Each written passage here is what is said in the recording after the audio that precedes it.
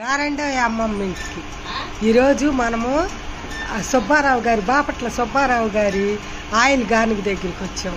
వాళ్ళంట వేసిన పప్పులు కూడా బాగా వేయించి కొట్లకి ఇస్తారంట. ఇదిగో ఈ వేసిన పప్పులు ఎలా వేపుతారు, మనం బజార్లో కొనుక్కొచ్చుకుంటామే షాపుల్లో.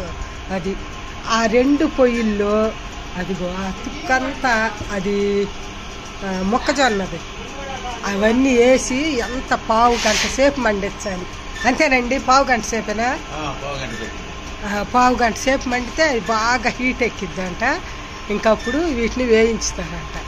చూద్దాం, మనం కూడా తీసుకుందాము వేసిన పప్పులు కొన్ని. వీళ్ళు ఎలాంటి పప్పులు వేయిస్తారో ఎలా వేయిస్తారో ఇప్పుడు చూద్దాం. ఇసుక పోసారు ముందే లోపల. ఆ ఇసుక బాగా హీట్ ఎక్కాలి. ఇసుక హీట్ ఎక్కిన తర్వాత పప్పులు పోస్తారంట. మనం ఇంట్లో అయితే నేను బాండీలో ఇసుక పోసి వేపుతాను కదా, చూడండి ఎట్రా వెళ్తారు ఇసుక.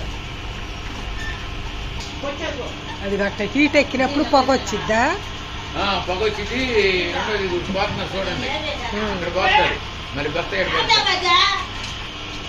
ఇంకా గోతాంలో పప్పులు నీకు తీసుకెళ్ళి ఎలా చేస్తారు. ఇక్కడ కోన్ లాగా ఉంది, ఆ కోన్లో పోస్తున్నాను.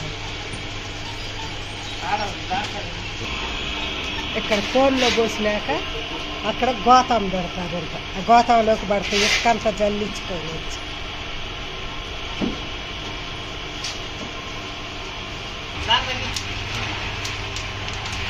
ఐదు చిన్నగా వస్తున్నాయి చూడండి. ఐదు వచ్చేసి ఈ గోతాంలోకి పడుతున్నాయి. ఈ మిషన్ లోపల నుంచి వచ్చి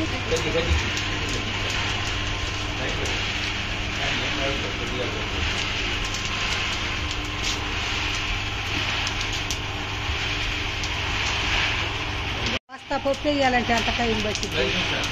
10 నిమిషాలు. హాఫ్ కేజీ వేపాలంటే మనం 10 నిమిషాలు. వీళ్ళకి ఒక్క బస్తా 10 నిమిషాల్లోకి వచ్చేస్తాయి. ఆ శుభ్ర వేస్తే తోలులో వేస్తే ఒక గొట్టం లాంటిది దానిలో నుంచి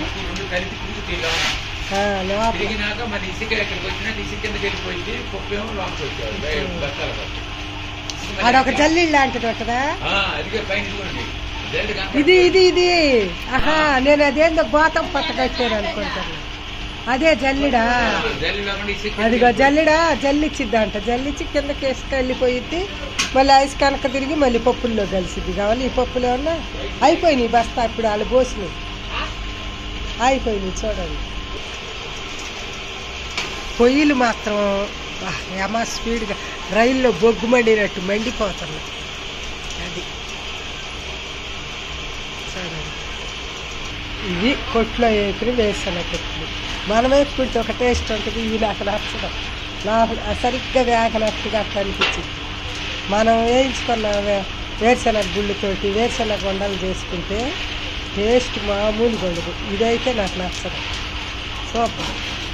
మీరు ఏందో ఇంత సెగ మీద వేపుతున్నారు. మా పప్పులు అక్కడ ఉండవంటారు. చూసారా, తరంగల్నే తొక్క ఊడిపోయింది. కానీ ఈ మెత్తగా చూడండి సగం హాఫ్ వేగినట్టుగా అనిపిస్తుంది నాకైతే. ఆ గోతాంలో పెట్టారు కదా, ఆ ఆవిరికంతా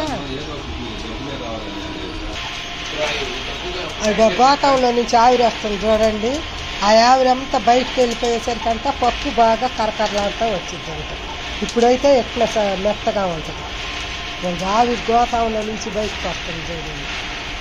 ఇటు ప్లాస్టిక్ గోతాలు పనికిరావు కదా, ఈ జనపనారతో చేసిన గోతాలే కావాలి. జూటి ఇప్పుడు ఆ గోతాన్ని తీసి పక్కన పెట్టారు.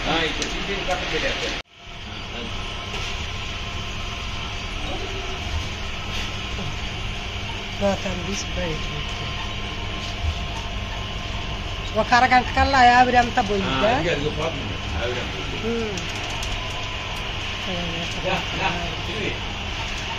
మళ్ళీ రెండో గోతం పెట్టేసాను. ఇప్పుడు 2 గంటలు అయ్యింది. నేను గానుగు నూనె 2 నూనెలు పట్టించుకున్నాను. నువ్వుల నూనె ఇంకా మాడిపోతాను. ఓ చేతులు పెడతానికి లేకుండా. ఇవి అంటే సాయంత్రం 4 గంటలకి, ఇవి 11:30కి వేయించారు. సాయంత్రం 4 గంటలకంట కరకరలాడుతూ వస్తాయి అంట. సరే చూద్దాం మనం ఈ 2 పప్పులు తీసుకొని మళ్ళీ దీని మీద ఇట్లా మూత వేసేసేద్దాం.